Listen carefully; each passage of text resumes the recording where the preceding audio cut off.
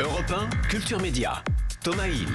Merci beaucoup d'être avec nous, Vincent Elbaz. Merci de me recevoir. Je préfère prévenir tout de suite vos fans. Vous venez défendre un film, et ça c'est particulièrement classe, dans lequel votre présence est assez furtive. Oui. J'ai deux petites choses dans ce film. Voilà, c'est vrai qu'on voit... Mais je suis très fier d'avoir participé à ce beau film. Et vous les faites très bien, et puis ce rôle est important, on va l'expliquer. Mais c'est vrai qu'on voit davantage Pierre Ninet, Blanche Gardin. Qui est exceptionnel dans ce rôle-là. J'adore ce qu'il fait dans ce personnage. Mais les autres parlent beaucoup de vous dans le film. Ah oui. Alors d'abord, pour se mettre un petit peu dans l'ambiance de ce nouveau Michel Gondry, petit extrait de la bande-annonce de ce livre des solutions qui sort demain en salle. Ça vous plaît pas? On arrête le tournage. Plan B. Oui, plan B. On va finir le montage chez la tante de Marc. Désolée de vous embêter avec ça, Denise. Mais là, on est au point mort. Il faut être patiente et l'aider à retrouver son chemin. Il fait un documentaire sur une fourmi. Ça fait 2 jours qu'il fait que ça. Il faut démarrer son projet comme on démarre une voiture en hiver. Le livre des solutions. C'est quoi le livre des solutions? Le livre des solutions devait être un recueil de réponses à tous les conflits. Mon chef-d'œuvre. Qui s'était arrêté au titre. Alors, il faut raconter un petit peu l'histoire. Donc, Marc, c'est un réalisateur qui est joué donc par Pierre Ninet, qui part avec toute son équipe chez sa tante dans un petit village des Cévennes pour essayer de tenter de finir son film qui est mal embarqué. Il subtilise les bobines de son film. Il emporte tout le matériel pour pouvoir monter son film tranquille en volant le matériel de montage, les clés USB avec Blanche Gardin, sa monteuse, Camille Rutherford qui les aide. Ouais.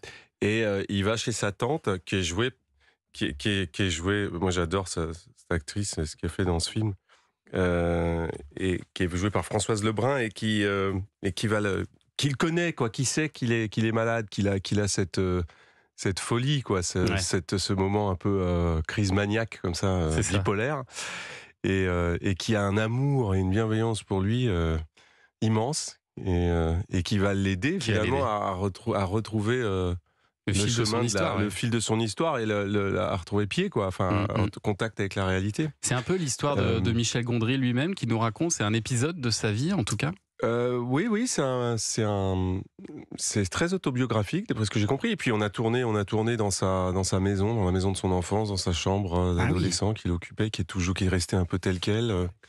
Et de son alter ego, c'est Pierre Ninet évidemment, et qui développe, je trouve, une palette de jeux qui se déploie complètement dans ce rôle. Ouais.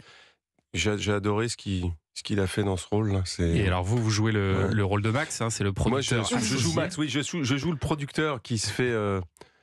qui se fait voler le film. Enfin, il estime que c'est son film. Ouais.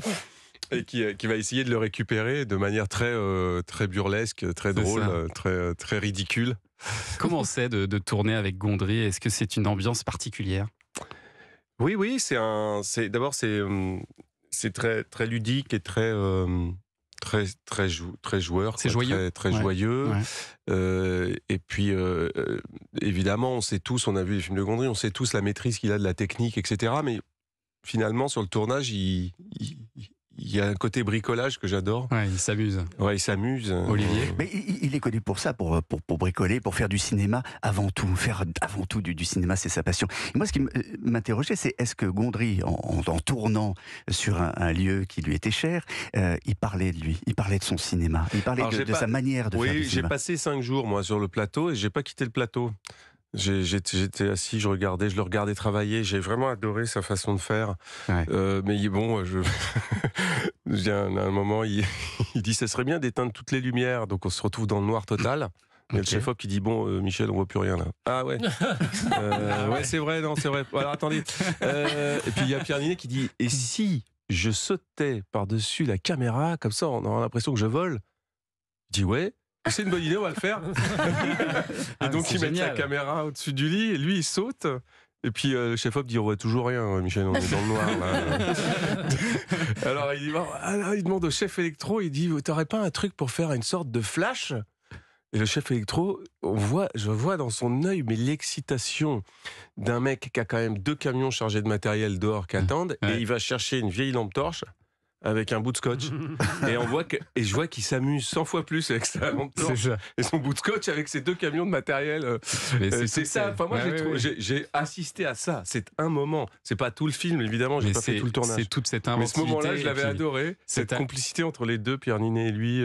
Et cet amour du cinéma qu'on ressent aussi dans ce film. De faire ça s'appelle Le Livre des Solutions. Ça sort donc demain en salle. Vincent Elbaz est notre invité jusqu'à 11h. On revient.